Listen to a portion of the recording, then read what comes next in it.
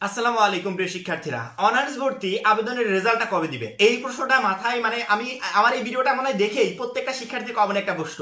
এখনো পরীক্ষা দিলাম না অথচ ভাইয়া রেজাল্ট নিয়ে কথা বলছে। আচ্ছা, টাইটেলটা একটু আবার খেয়াল করো তো যে আমি টাইটেলে কি লিখেছি, অনার্স ভর্তি আবেদনের রেজাল্ট কবে দিবে। আমি কিন্তু এখানে একবারও বলি নাই যে অনার্স ভর্তি পরীক্ষার রেজাল্ট কবে দিবে।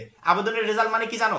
আমি এর আগে সকালবেলা একটা ভিডিওতে ডকুমেন্ট সাবমিট নিয়ে বা কাগজপত্র জমা দেওয়ার কথা নিয়ে একটা ভিডিও বানিয়েছিলাম, যেখানে বারবার করে উল্লেখ করছিলাম যে নিশ্চয়ন করবে, কলেজ কর্তৃক নিশ্চয়ন করবে। এই নিশ্চয়ন যদি কলেজ আমাকে না করে, অনার্স ভর্তি পরীক্ষায় কখনো অংশগ্রহণ করতে পারবো না। কলেজ যখনই আমাকে নিশ্চয়ন করবে, একসেপ্ট করবে, তখন আমি অনার্স ভর্তি পরীক্ষা দেওয়ার মতো যোগ্য হিসেবে বিবেচিত হব। সেক্ষেত্রে কলেজ আমাকে তখনই একসেপ্ট করবে যখন আমার আবেদনের যে কপিটা, এই কপিটা আমি যে টাকা পেমেন্ট করেছি, টাকা পেমেন্টের যে স্লিপটা প্লাস আমার অন্যান্য ডকুমেন্টস, কলেজ যা যা চেয়েছে সকল ডকুমেন্টস একসাথে অ্যাড করে আমি সাবমিট করে দিব। পরবর্তীতে অপেক্ষা করব যে আমাকে কখন তারা নিশ্চয়ন করবে। আমার মোবাইল ফোনে একটা এসএমএস আসবে যে তোমাকে নিশ্চয়ন করা হয়েছে বা তোমার আবেদনটা একসেপ্ট করা হয়েছে, এরকম একটা বা রিসিভ করা হয়েছে, এরকম একটা এসএমএস আসবে। যখনই আসবে তখন আমি নিশ্চিত হতে পারবো যে হ্যাঁ, আমার আবেদনের প্রসেসটা টোটালি ঠিক ছিল, টাকা পেমেন্টও ঠিক, কাগজপত্রগুলো গ্রহণ করা হয়েছে, এখন আমি অনার্স ভর্তি পরীক্ষায় অংশগ্রহণ করতে পারবো। এবং ওইটাকে বলা হয় কি নিশ্চয়ন। নিশ্চয়ন মানে কি কলেজ আমাকে গ্রহণ করেছে বা একসেপ্ট করেছে। এখন এই নিশ্চয়নের রেজাল্টটা কবে দিবে, শিক্ষার্থীদের এমনটাই প্রশ্ন ছিল। এই জন্য আমি টাইটেলে দিয়েছি অনার্স ভর্তি আবেদনের রেজাল্ট কবে দিবে। কারণ কি, আমরা আবেদন করলাম, এই আবেদনের একটা রেজাল্ট আছে, সেই রেজাল্টটা হচ্ছে নিশ্চয়ন। যখনই আমাকে নিশ্চয়ন করবে তখন আমি ভর্তি পরীক্ষার জন্য মনোনীত হব। যাদের নিশ্চয়ন করা হবে না বা কাগজপত্রে অমিল থাকবে বা টাকা পেমেন্টের ক্ষেত্রে আবেদনের ক্ষেত্রে কোনো ধরনের অমিল থাকবে, তারা পরবর্তীতে ভর্তি পরীক্ষায় অংশগ্রহণ করতে পারবে না। এই জন্য ভর্তি পরীক্ষার আগেই এই আবেদনের রেজাল্ট বা নিশ্চয়নটা আমাদের জন্য খুবই জরুরি। প্রত্যেকটা শিক্ষার্থী সকালবেলা থেকে কমেন্ট করছিল যে ভাইয়া নিশ্চয়ন করলে বুঝবো কিভাবে বা নিশ্চয়ন কবে থেকে শুরু হবে, এটা আমরা জানবো কিভাবে। দেখো, নিশ্চয়ন করলে এটা আমাদের মোবাইল ফোনে এসএমএস এর মাধ্যমে জানিয়ে দেওয়া হবে। যদি আমার কাগজপত্র সবকিছু ঠিক আছে, সবকিছু অ্যাকুরেটলি সাবমিট করেছি, কিন্তু নির্দিষ্ট একটা ডেট আছে, নিশ্চয়নের লাস্ট ডেট আছে, যে ডেটের আগে আমাকে এসএমএস দেওয়া হলো না, সেক্ষেত্রে অবশ্যই আমার মোবাইল নাম্বারে হয়তোবা মোবাইল নাম্বারে ভুল আছে, নয়তোবা আমার আবেদন প্রসেসে ভুল আছে। জাতীয় বিশ্ববিদ্যালয় কর্তৃপক্ষ বলেছে যে কোনো শিক্ষার্থীকে যদি নিশ্চয়ন না করা হয় বা তার মোবাইল ফোনে যদি এসএমএস না পাঠানো হয়, আমরা একটা লাস্ট ডেট দিয়েছি, এই ডেটের আগেই শিক্ষার্থীকে কি করতে হবে, কলেজে গিয়ে একটু যোগাযোগ করতে হবে যে আমি তো অনেক আগেই সাবমিট করেছি, আমার নিশ্চয়নটা কেন হচ্ছে না। এই নিশ্চয়ন না হলে তো আমি ভর্তি পরীক্ষায় অংশগ্রহণ করতে পারবো না। সেক্ষেত্রে কলেজ কর্তৃপক্ষ তোমার কোনো ভুল ত্রুটি আছে কিনা এগুলো তোমাকে বুঝিয়ে দেবে, বা তোমার মোবাইল নাম্বারে যদি ভুল থাকে, মোবাইল নাম্বার ভুল থাকলে এসএমএস তোমরা পাবে না। সেক্ষেত্রে কলেজে গিয়ে এটা শিওর হতে পারবে যে আসলে তোমার মোবাইল নাম্বারে ভুল, নাকি তুমি আবেদন প্রসেসটা বা টাকা পেমেন্ট বা কাগজপত্র জমা দিয়েছো এইখানে কোনো ধরনের ভুল আছে। এখন আমাদের এই নিশ্চয়নের তারিখটা কবে থেকে শুরু হচ্ছে, আমাদের এই রেজাল্টটা আসলে কবে দিবে বা নিশ্চয়নের লাস্ট ডেট কবে, এই বিষয়গুলো জানা প্রয়োজন। তো বেশি কথা না বলে আমার মনে হয় নোটিশ থেকে সেই তারিখগুলো একটু দেখে নেওয়া প্রয়োজন, যেই তারিখের ভিতর আমাদের আসলে নিশ্চয়ন কার্যক্রম বা আমাদের রেজাল্ট আসলে প্রকাশ পাবে।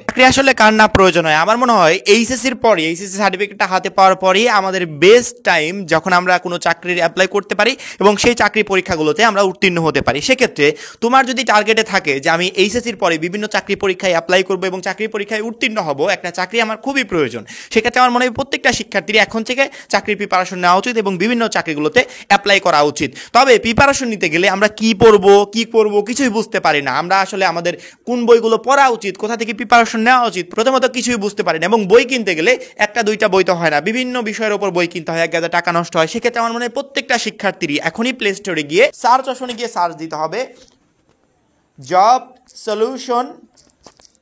সলিউশন বুক বিডি, এইটা লিখে জাস্ট সার্চ দিতে হবে। সার্চ দেওয়ার সাথে এই যে সবার উপরে যে এক নম্বরে যে অ্যাপসটা দেখতে পাচ্ছ, জব সলিউশন বুক বিডি 2024, এই অ্যাপসটাকে ইনস্টল করতে হবে।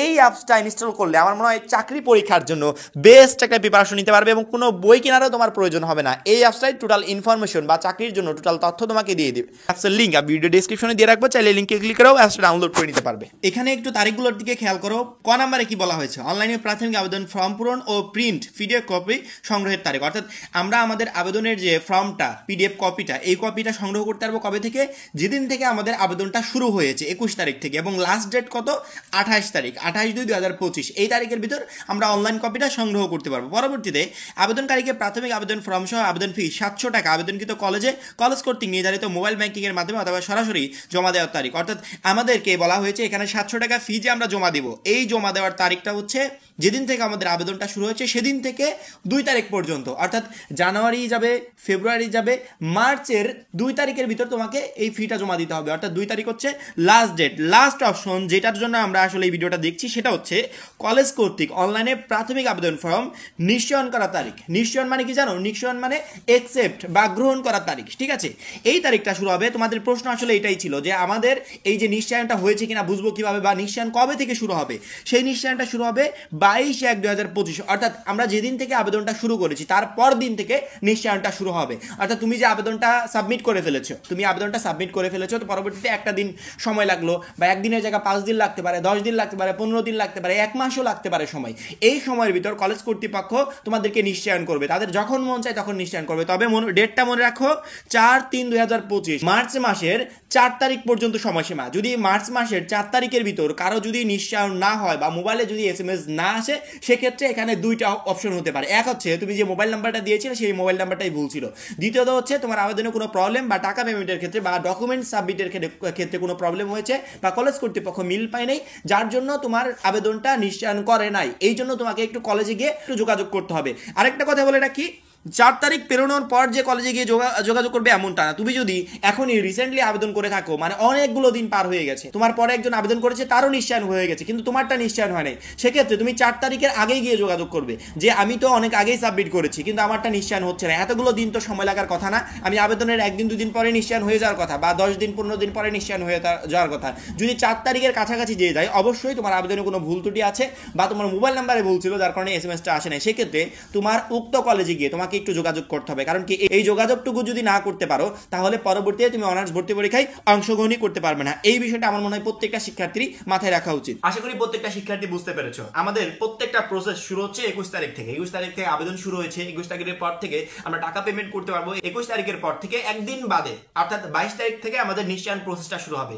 অর্থাৎ তুমি 22 তারিখেও নিশ্চয়ন হতে পারে, তোমার 23-এও হতে পারে, 24-এও হতে পারে, 1 মাস পরবর্তীতেও হতে পারে। তুমি যেই তারিখে আবেদন করেছো, সবাই তো আর ওই 21 তারিখ থেকে আবেদন শুরু করে না। যারা 21 তারিখে আবেদন করেছে তারা 22 তারিখ থেকে সময় গুনবে যে 22 তারিখের পরে যে কোনো দিন তাদের নিশ্চয়ন হয়ে যাবে। যদি অতিরিক্ত লেট হয় তাহলে কলেজে গিয়ে একটু যোগাযোগ করবে যে আমার অতিরিক্ত লেট কেন হচ্ছে।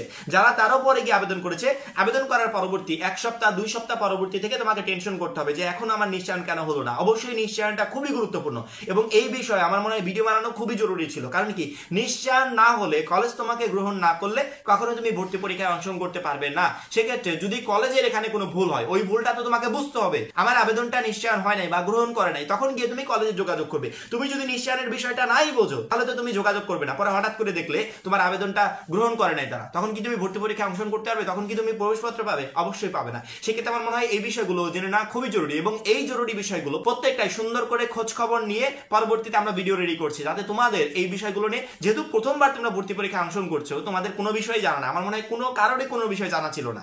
আমরা 1 by 1 প্রত্যেকটা বিষয় খুঁটিনাটি দেখে নোটিশটা ফলো করে তোমাদেরকে জানিয়ে দিচ্ছি যে এখন শিক্ষার্থীদের কোন বিষয়টা প্রয়োজন। সেক্ষেত্রে আমার মনে হয় আমাদের চ্যানেলের সাথে যুক্ত থাকলে, আমাদের প্রত্যেকটা গাইডলাইন ফলো করলে তোমাকে কোনো বিষয় নিয়ে টেনশন করতে হবে না। যখন আমি তোমাকে বলবো এই বিষয়গুলো নিয়ে তোমার টেনশন করা প্রয়োজন, তখন তুমি ওই বিষয়গুলো নিয়ে টেনশন করবে। আশা করি প্রত্যেকটা শিক্ষার্থী নিশ্চয়নের বিষয়টা বা অনার্স ভর্তি আবেদনের রেজাল্টের বিষয়টা বুঝতে পেরেছো।